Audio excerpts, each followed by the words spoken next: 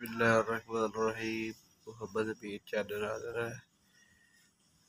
आज बारिश की वजह से हम नहीं जा रहे।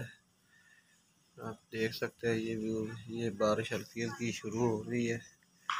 इस वजह से आज फिर हमारी छुट्टी हो चुकी है। ये देखिए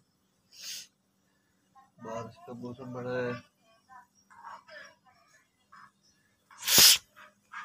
दूसरा हमारी तबीयत भी बहुत ख़राब है। व्यूज नजला हुआ है, दुआ करना ये ठीक हो जाए। नजले नाल काम भी नहीं होता बंदे को।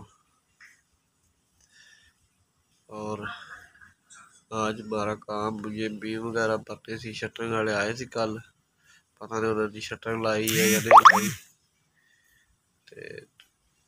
सुबह जावांगे तो पता चल जाएगा।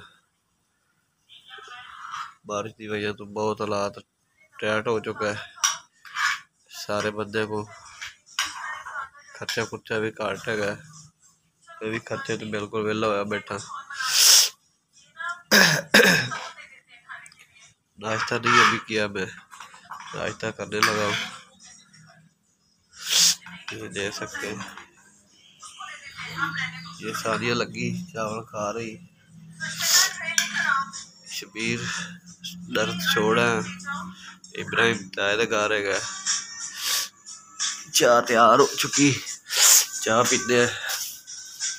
निशाना भी वैसे मैंने याद रखा भी उस, ये देख सकते हैं निशाना में पी रहा।